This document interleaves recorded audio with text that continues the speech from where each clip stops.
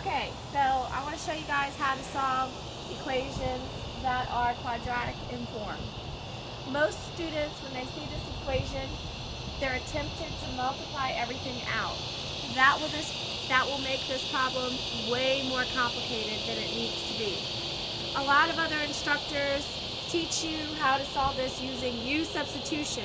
It's a great method. It was very confusing for me, so I chose to look at problems like this a different way. So I'm going to teach you guys how I look at these problems. Before I get into this problem, I want to remind you guys that if we have a problem like this,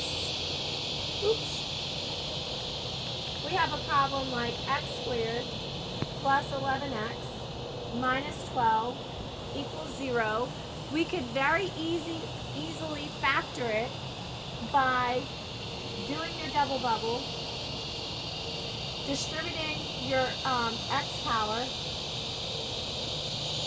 distributing your x's, thinking of factors of 12 that give you a difference of 11. So obviously that would be 12 and 1. So I'm going to make my 12 positive, my 1 negative. From there, we set our factors equal to 0. I'll demonstrate on this one. We solve, and we get x equals negative 12, and then we do a similar thing to get x equals 1. We're going to use those same principles that we would use on a problem like this and apply them to this problem. What these two problems have in common is that we have an x plus 2 bubble here that's squared and a plain one over here, just like this one. So that tells me that this is actually factorable. So in other words, whenever I go to factor,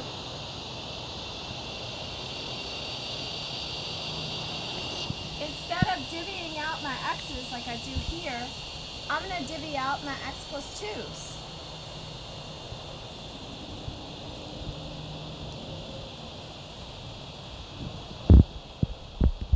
Okay?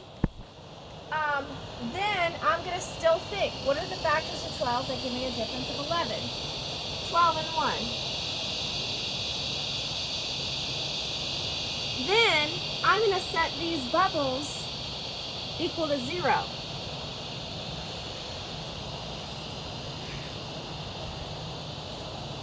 Okay? So instead of maybe just doing, like over here, we do it in our heads, we can kind of tell the shortcut, x is negative 12. Here, we might have to do a little bit of work.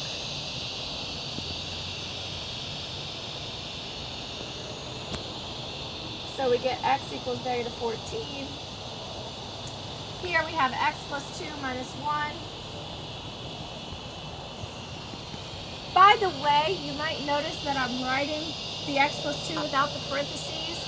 That's because nothing is being distributed to that bubble. I simply wrote the bubble there so that you guys could see, that I'm just using the x plus 2's from here.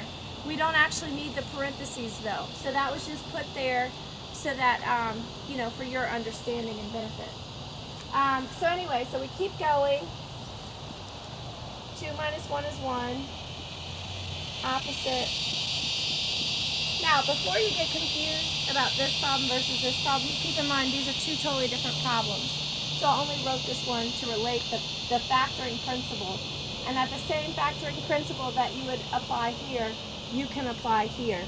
And so these are my two answers, negative 14, negative 1. Okay, hope that makes sense. And let me know if you have any questions.